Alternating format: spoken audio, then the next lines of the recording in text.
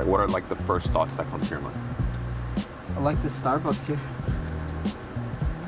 Starbucks, yeah. Starbucks is cool. Their customer service is a lot nicer here. But my first thoughts, Seaport, beautiful space. Makes sense because we've invested the most in it in terms of like time, readiness, and it was a complete white box prior to building it out. Great team. Our approach has to be different, so that was very, because we're there 5 days max. Yeah. So our approach has to be very different and more systematical because we know we're not going to be there. I learned a lot. Yeah. What's the biggest thing you learned?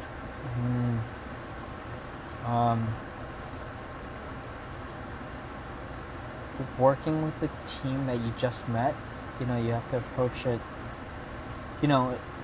5 days is not even enough time to get to know somebody that well, right? Yeah. But you have to build rapport while making progress within the 5 days. So my approach was like just collecting data and observations to begin with, and then getting some thoughts from the general manager, and when we go over things, see where we align and start with those first. That way you're building rapport while making progress. Pretty much that's it. Yeah. And what are you most excited about in Seaport? In Seaport, I'm curious to see what the changes and implementations we made and how that will positively result in the restaurant's performance. That I'm really excited about. Finishing up the implementations that we're continuously doing, getting aligned with the team.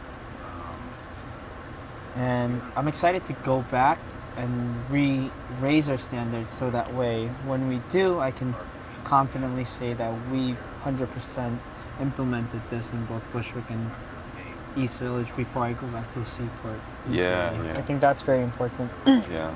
Like right now we're raising our standards in New York. So it's like if I'm smoking cigarettes and I'm telling someone else to stop smoking cigarettes, but I am, I'm a hypocrite, right? So if we're implementing this new standards, we have to make sure we're doing it ourselves consistently before we actually preach that. That way we have credibility. Absolutely. Yeah.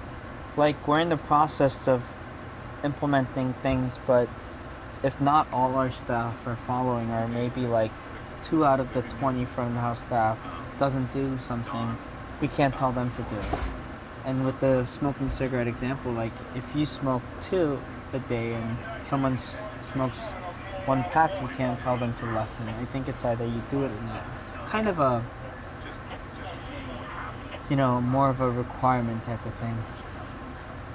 So, yeah, I'm learning a lot in that sense, like identifying what I can ask to implement versus what I can actually... Yeah, and also, if we can only do so much, like, we shouldn't try to change too much at once. Right. Like, we have to prioritize. So Kyung and I, we're actually gonna go over a list of things that we wanna improve, tangible actions,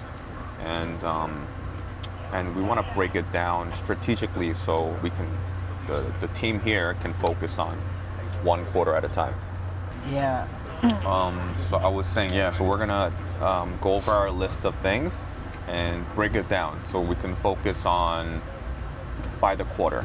Like we can't change everything at once, but there are certain things we can change immediately, and there's certain things that's gonna take a little more time, and we want to get there. So I'm excited about the long-term growth. Because, like, I don't want to rush anything difficult, right? Like, let's take it 1 step at a time, so that we can make some lasting changes rather than, like, it changes for, like, a day, but it's too hard to upkeep, so they stop. Yeah, I agree. And one thing I've realized is No, it's already a good restaurant at Boston Seaport. So just a little tweak will make a big difference. So a little goes a long way here. So it's like reminding myself because the speed that we approach New York is because we're there to monitor it day in, day out more so closely. Yeah. Whereas in Seaport we don't. So Yeah. So I learned this trip that we have to have calls with the hospitality group here before we come here, so we can hear their thoughts on what's going right, what's difficult, any concerns they have, any areas they want us to, help them with, so that we're going there with knowing where they're at, right? And we're also going there with that in mind, but we're gonna see other things, and we're gonna end the trip and send them a list of things that we've done and list of stuff that we want them to work on. So it's like that kind of relationship I think will help improve like overall. Because like this is my after the opening, this is my second trip. oh wow, that's one. Yeah, this is my second trip. So I learned so much every trip. And coming here with Kyung was very valuable for me because he sees from a different angle than me. And he's very experienced with operations and he understands the brand very well. So I'm able to have someone on my side to implement and help me push those standards across the board. Because sometimes when I'm stuck in the kitchen R&Ding the entire day, like I miss an entire day of like FOH stuff, service stuff, but Kyung can see all of that. So it was really beneficial. So right now my thought is I want to come here every quarter with Kyung so that we can do some serious damage and be aligned. Another keyword, alignment, right? Yeah, really I was important. Gonna say that too. That was the whole topic of the trip. Yeah, It's the alignment. main alignment. Yeah. Alignment. Actually, that should be the title of the theme of this entire Seaport trip. Why we have to be aligned. So I was talking to Kyung, like why alignment matters. The two visuals I had, or two examples I had, was one, when you're a pilot and you're flying from one destination to another and it's thousands of miles away, if you're going there but you're off by 1 degree and you continue that path, you're going to be so far off from your destination. That's why the little alignment matters so much. Same thing when you're driving a car, why your steering wheel and your wheels have to be aligned is the same reason. You think you're going straight, but you're not. You're going off the beaten path. Yeah, alignment is key. Absolutely, power in numbers, building rapport, being aligned, not just us two, but aligned with the team at Seaport. So that was really good. And it was easy for us to align because we're going there, working out, daily, getting coffee daily before we even enter the restaurant. Yeah. And our philosophies are very similar. Yeah. So alignment has to start from the top. It needs to be clear. The vision has to be clear. The standards have to be clear. Alignment from the top, and all of that will trickle down.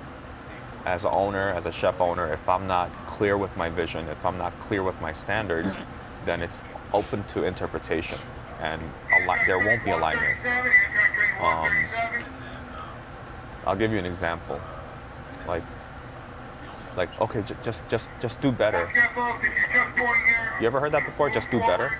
Do what better? Just make the food taste better. Okay, but what? You want more heat, you want more acidity, you want bigger portion. Like, that's why clarity matters so much. And as I continue to grow in my role, is that I have to be more clear. Because the thoughts, we all have thoughts, right? We all have these ideas and thoughts, but if you're not clearly portraying it and you're not clearly communicating it, and the other person is not understanding you, most of the time I would say you're not communicating clearly enough.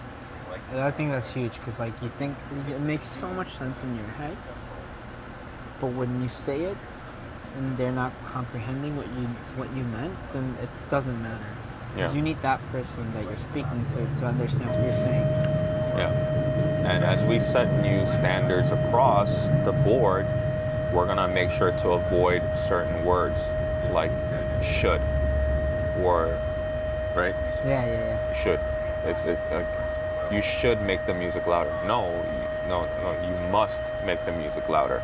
So it's not. It's a direction, not like you could or you should or you like. It's like. And louder Maybe by you how could. much, that Yeah. matters too. Like, where do you up to how much? Yeah. And then what playlist should we play? And then things like we had old playlists in the mix, so we had to make sure those were all fully deleted, which we Yeah. got deleted. And yeah, and like up to how much should the bathroom music be loud? We wanted to feel like a mini club in there, but without being overly loud. So not Yeah. literally a club, but feel like a club without being, so upbeat. Yeah. So it was a great trip. It was fun. Eye-opening. Grew a lot. Made some changes. Great changes. So I'm looking forward to the next trip. I think the next trip I want to come in January, right? Late January. We'll come back again, and we'll do some damage then again. Yeah. Damage is in a positive way. Yeah, we'll do some But we'll make some positive, progress. positive, Improvements. positive improvements, exactly. All right, well that's it. That's Seaport trip for you. I'll do another episode, the next trip. Thanks for following along. Hit like, subscribe, and follow. Thank you all for following the journey. Peace.